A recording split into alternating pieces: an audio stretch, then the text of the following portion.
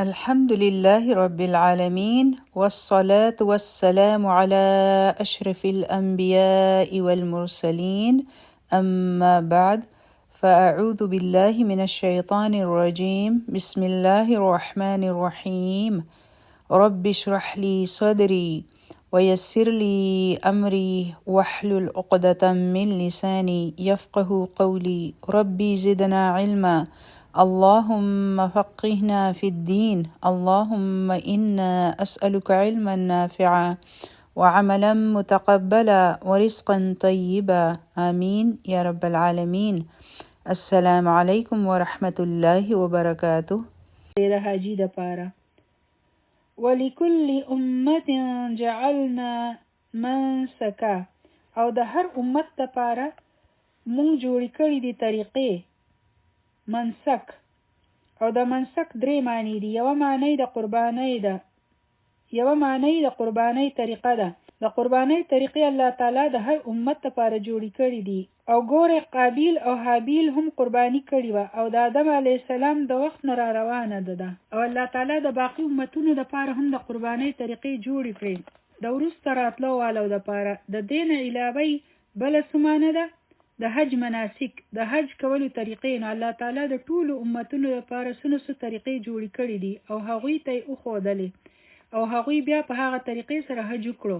او د دې درېمه معنی دا ده د عبادت عام طریقې. د عبادت چې څومره هم طریقې دي نو هغه د هر امت لپاره مختلفې دي او په ټولو کې یو شی کامن وو، یو شان وو، او هغه شی څه دی؟ توحید. د هر امت لپاره د عبادت خپلې طریقې دي، د قربانۍ خپلې طریقې وي. لیذکروا اسم الله علی ما رزقهم، ځکه چې هغوی ذکر وکړي د الله په هغې چې کوم رزق ورکړی دی الله هغوی له. که چېرې د دې نه د قربانۍ څاروي مراد واخیستې شي نو الله تعالی د هر امت لپاره د قربانۍ طریقې ایښي دي. په هر امت کې به هغوی قرباني کوله ځکه چې په هغې باندې د الله ذکر وکړي. الله تعالی هغوی له چې څه هم ورکړي دي د څاروو نه، د چوپایو نه، نو د هر یو د پاره دا وه چې قرباني به صرف د الله په نوم کیږي. دلته موږ ته دوباره پته لګي چې د قربانۍ په ځناورو باندې د الله نوم اخیستل پکار دي. د الله نوم پې ولې اخیستل کیږي؟ ځکه چې الله تعالی دا څاروي زموږ لپاره پیدا کړي دي او دا د هغو ملکیت دی او موږ له یې راکړي دي زموږ د فایدې دپاره. تاسو د دې نه فایده اوچتوئ او چې کله تاسو دا ذبح کوئ نو قرباني د الله په نوم کوئ. داسې وګڼئ لکه ستاسو سره چې د چا څه شی امانت پروت دی. اوس چې تاسو د هغې نه فایده اخلئ نو د هغو نه اجازت غواړئ چې آیا زه د دې نه فایده اخیستی شم. اجازت شته د هغو د طرف نه، لیکن بیا هم نو دا یو کرټسي ده چې د هغو نه اجازت واخیستی شي او چې مونږ د الله تعالی راکړی شوی نعمت د خپل خوراک دپاره استعمال کړو نو هغه وخت به مونږ د الله نوم اخلو. دا یو قسم له د هغو شکر ادا کول دي چې چا چې تاسو له دا درکړي دي او دا څاروي ستاسو په قابو کولو کې درکړي دي. نو د دې ځای نه مونږ ته پته لګي چې د الله سبحانه وتعالی نوم اخیستل دا یو شرط دی د ذبح کولو په وخت کې. د دې نه بغیر تاسو نشئ ذبح کولی. چا چې درله دا درکړی دی نو د هغو شکر به نه ادا کوئ. فإلهکم إله واحد، نو الله ستاسو یو دی، نو الله ستاسو یو دی، نو ځکه د ذبح کولو په وخت کې د هغه یو نوم اخلئ، هغه یو دی. فله اسلموا وبشر المخبتین، نو د هغو دپاره فرمانبرداره جوړ شئ، د هغو اطاعت کوئ، هغو ته ښکته کیږئ، که څاروي حلالوئ، که د هغو نوم پې اخلئ او تو په خپله هم هغو ته کوټټېږې. چې څوک په دې خبره پوه شو نو هغه د قربانۍ کولو په روح پوه شو. قرباني صرف دا نه ده چې بنده وایي چې ما څاروی قربان کړو او بس. خبره داسې ده چې ستاسو ښکته کېدل ضروري دي چې تاسو څومره ښکته کېږئ. د دې نه دا خبره ثابته شوه چې زه د الله په هر حکم باندې ښکته شم. نن ما دا څاروی قربان کړو او سبا له به ما ته خپله قرباني ورکول وي نو هغه به هم ورکوم. که ما ته د خپل اولاد قرباني ورکول وي نو هغه به هم ورکوم. لکه څنګه چې دا څاروي دي مونږ ته ښکته ولاړ دي نو مونږ له کتل دي چې زمونږ په ژوند کې ښکته کېدل راغلي دي او که نه. د الله د حکم په اورېدو سره مونږ څومره ښکته کیږو نو د هغو دپاره ټیټ شئ او په دې پوهه شئ چې تاسو ته هم دغه شان الله تعالی ته ټیټېدل دي. قرباني هم د الله تعالی دپاره وکړئ او هغو ته پخپله هم ښکته شئ چې ستاسو زړه هغو ته ښکته شي.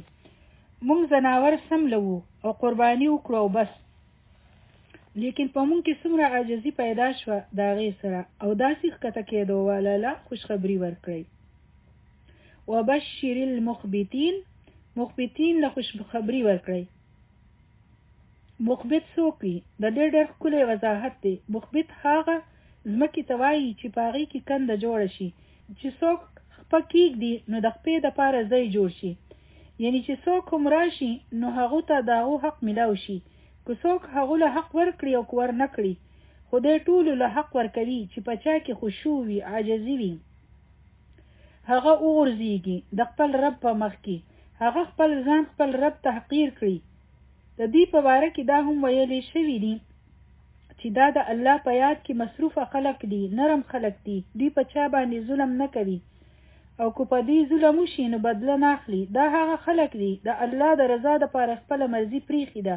دا هغه خلق دي دوی اسلام راوړی دی، فرمانبرداره دي، ښکته دي، دوی محسن دي. که څوک ورسره ښه نه کوي نو د هغوی سره هم ښه کول واله دي. مخبت دي چې چا خپله مرضي نه وي نو داسې خلکو له خوشخبري ورکړئ. دا مخبت معنی مړ کول هم وي. چا چې خپل جوش ختم کړو، یخ کړو، هغه یخ شو د خپل رب په مخ کې، هغه ښکته شو، هیڅ ګرمي ونه ښودله بلکې پرېوتو د هغو په مخ کې. عاجز مزاج انسان دی، په داسې کس کې سختي نه وي او نه پکې لویي وي. داسې نه ده چې بنده وایي چې زه خو ډېره مسکینه بنده یم، بلکې د داسې خلکو خپل خصوصیات وي. د الله د ذکر نه د دوی زړونه ښکته شي، لکه یو غلام چې د مالک په مخ کې وي، د دې خپله مرضي نه وي. یا الله مونږ په داسې خلکو کې شامل کړي. اللهم اجعلنا منهم. الله تعالی دې مونږ داسې ښکته کېدو واله جوړ کړي. هم دې ته قرباني وایي نو خپل ځانونه خو له قربان کړئ که نه. څاروي خو تاسو هر کال قربانوئ چې بنده خپله انا هم قربان کړي، خپله لویي هم قربان کړي. لویي پرېږدي، تاسو ته به خپل ځان ختمول وي، ځکه چې تاسو د بل حق ورکوئ نو خپله انا به درته پرېښودل وي. زه او زما حق. اکثر ښځې وایي که نه چې زه ولې دوله کار وکړم، دی خو ما له پیسې هم نه راکوي، زه ولې له دوښیارو ساتم، زه ولې د فلاني سره ښه والی وکړم، ولې هر وخت به زه قرباني ورکوم. نو داسې خلک مخبت نشي جوړېدی. مخبت خو هغه وي چې هغه خپل ځان ښکته کړي، چې څوک ورله نه ورکوي نو هغه غلم ورکوي، چې څوک معاف کول نه کوي نو هغه هم معاف کوي، چې څوک زیاتې کوي نو هغه هم معاف کوي. چې کوم ځای د چا وس نه رسي نو هلته خلک خپل ځان ښکته کړي. لیکن څومره خلک دی چې هغوی د الله تعالی دپاره خپل ځان ښکته کوي او د هغو دپاره خلک معاف کوي، او څومره خلک د هغو دپاره خپله انا پرېږدي، ختموي، معاف کوي. چې څوک ښه نه کوي نو د هغو سره مو ښه وکړل. مونږ خو صرف د عدلې بدله ورکوو، د احسان په لیول نه چلیږو، نو بیا خو مونږ مخبت نشو جوړېدی. نو خوشخبري خو د مخبتین دپاره ده. نو په خپل ځان کې نرمي او پوسوالی پیدا کړئ، خپل ځان ښکته کول زده کړئ. او حق د غوښتو سره نه میلاویږي او نه د تختولو سره میلاویږي، حق د ورکولو سره میلاویږي. چې حق ورکوئ نو حق به درته میلاویږي. نو هر ځای د حق د تختولو یو جنگ دی، چې د دې ځای نه خپل حق واخلم، د بل ځای نه خپل حق واخلم. نو دې خلکو خپله مرضي پریښې ده او د الله په یاد کې مصروف خلک دي، مطمئن خلک دي، د دې پروا نه وي. دوی له بشارت ورکړئ. نن هیڅوک هم حق ورکولو ته نه دي تیار، بلکې هغوی وایي چې ما ته خپل حق میلاو شوی، چې بل زما سره څه کړي دي هغه ورته ښه یاد وي، لیکن ما ورسره څه کړي دي دا ورته نه وي یاد. حالانکې زموږ نه خو به د بل د عمل پوښتنه نه کېږي چې موږ څومره حقوق ادا کړي دي، د دې پوښتنه به رانه کېږي. دا به رانه تپوس نه کېږي چې تو دا ووایه چې هغو درله څومره حق درکړی دی. نو چې انسان کله خپل ځان ښکته کړي د خپل رب په مخ کې، نو بیا د هغو حالت څنګه وي، مخبت څنګه وي. نو آیا موږ مخبت یو که نه؟ وګورئ چې د مخبت صفات څه وي. الذين اذا ذکر الله وجلت قلوبهم. هغوی داسې خلک دي چې کله د الله ذکر کیږي او هغه یادیږي د هغوی زړونه د ویرې او هیبت یعنی روب نه ورپیږي، ښکته شي هغوی. چې کله قرآن ویلی شي، چې کله د الله د ذکر مجلسونه وي، نو هغه وخت زمونږ زړونه څنګه وي، زمونږ د زړونو څنګه حال وي. آیا زمونږ په زړه کې ویره پیدا کیږي، زمونږ زړونه رپیږي، او که موږ د هغو د ذکر سره بور کیږو چې اوس دا بحث به کله ختمیږي. د هغوی خو حال دا دی چې د هغو د عظمت او جلال نه د هغوی زړونه رپیږي، د هغوی زړونه ویریږي، هغوی ته هر شی د الله ملکیت ښکاري. د حضرت عمر رضی الله عنه په مخ باندې 2 توري لکیرې جوړې شوې وې د ژړا په وجه، د ویرې په وجه. دومره به ویرېدو د الله د نیولو نه. دغه شان حضرت معاذ رضی الله عنه چې نبی کریم صلی الله علیه وسلم لراغې نو ډېرې ژړلې وو. نبی کریم صلی الله علیه وسلم ورته وی چې دا تو څه څیز وژړولې؟ هغوی چې یا رسول الله په دروازه باندې یو ځوان دی، پاکې جامې اغوستې دي او ښایسته مخ واله دی، هغه داسې جاړي لکه مور چې په یو زوی باندې جاړي چې د هغې یو زوی وي او ستا طرف ته راتلل غواړي. نبی کریم صلی الله علیه وسلم وفرمایل چې هغه راوله، چې هغه دې حاضر شي. او چې هغه څنګه حاضر شو، نو نبی کریم صلی الله علیه وسلم ترېنه تپوس وکړو چې ای ځوانه ته ولې جاړې؟ نو سوچ کوئ چې حضرت معاذ رضی الله عنه د هغو په ژړا باندې ژړلي وو. هغه وی چې یا رسول الله زه به ولې نه ژاړم، ځکه چې زه خو د ګناهونو په کشتۍ باندې سور یم، او که زما بعضې ګناهونه هم وتللی شول، ټول نه، نو په جهنم کې به وغورځولی شم. د دې ژړا سره هغه ووتلو او ځنګل طرف ته لاړو او چغې وهلې چې ای زما مولا، ای زما مولا، ای زما ربه، زه د خپلو ګناهونو اقرار کوم. نو هغوی به داسې ویرېدل. حضرت عبدالله بن رواحه د ښځې په غېږه کې سر ایښی و او ژړلي. نو د هغو ښځه هم په ژړا شوه. تپوس یې ترېنه وکړو چې ته ولې ژاړې؟ ښځې ورته وې چې ته مې په ژړا باندې ولیدې، نو ما هم ژړا شروع کړه. هغه وفرمایل چې ما ته خو د الله تعالی دا قول رایاد شو چې هر کس به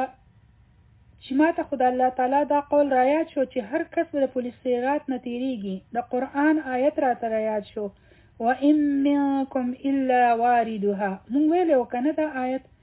نو اوس ما ته پته نشته چې زه به خلاص هم شم او که نه. د قرآن آیتونه راځي زمونږ مخې له، د الله ذکر راځي مخې له، لیکن زمونږ د خلکو څو حالت وي. ځینې خلک خو مذاق کوي په هغې پورې چې د دوی خو بس هم دغه یو کار دی، هر وخت جاړي، او نور خلک هم جړوي، نو د هغوی زړونه به رپېدل. حضرت ابو هریره رضی الله عنه فرمایي چې کله دا آیت نازل شو چې آیا تاسو په دې خبره تعجب کوئ، خاندئ او جاړئ نه؟ نو اصحاب صفه دومره وژړل چې د هغوی اوښکې د هغوی په رخسارو یعنی اننګو باندې روانې شوې. او چې نبی کریم صلی الله علیه وسلم د ژړا آواز واورېدو، نو هغه ورسره هم وژړل. او د دې نه پس نبی کریم صلی الله علیه وسلم وفرمایل چې هغه کس به په جهنم کې نه داخليږي چې څوک د الله د ویرې په وجه وژاړي. نو دا خو دومره رپېدو والا آیتونه دي چې زړه ورسره خوفزده شي، د ویرې نه ډک شي. او دا 2 آیتونه د غزوه مستلق په دوران کې د شپې په وخت کې نازل شوي وو، او نبی کریم صلی الله علیه وسلم ټولو ته ویلي وو چې دا آیتونه راته ووایئ. دا چې کوم اولني آیتونه دي د دې صورت د قیامت په واقعې باندې چې کوم آیتونه دي، نو د دې په اورېدو سره خلکو دومره وژړل چې د دې شپې نه زیات ژړا واله څوک چا نه ولیدلي. او د سحر په وخت کې خلکو د آسونو نه اندرپایې نه وې لرې کړي. اندرپایه پیژنئ که نه؟ لیډر. نه یې خیمې ولګولې او نه یې کټوۍ پخې کړې. خلکو داسې وژړل او غمګین او پریشانه شوي وو، په سوچ کې ناست وو. د دې آیتونو د اورېدو سره دا آیتونه د صحابه کرام رضی الله عنهم دپاره داسې سخت وو. نبی کریم صلی الله علیه وسلم تپوس وکړو چې پته ده درته چې دا په کومه ورځ به وي؟ یعنی هغه آیتونه چې آدم علیه السلام ته وویلی شو چې د خپل اولاد نه د جهنم حصه را وباسه، چې هغوی دوباره په ژړا شول. هغوی بیا وی چې یا رسول الله بیا به چاته خلاصې ملاویږي. د هغوی زړونه به داسې رپېدل چې هغوی به ژړل. د الله د ذکر د اورېدو سره د هغوی په زړونو به د دې آیتونو ډېر غټ اثر و. په هغوی کې هیڅ انا نه وه. تاسو خپله ورځ د قرآن او دعاګانو سره سجاو کړئ، ښایسته یې کړئ. الله تعالی دې زموږ د ټولو حامی او ناصر شي او په دې خبرو دې موږ ټولو له د عمل کولو توفیق راکړي. آمین یا رب العالمین. سبحانك اللهم وبحمدك نشهد أن لا إله إلا أنت نستغفرك ونتوب إليك.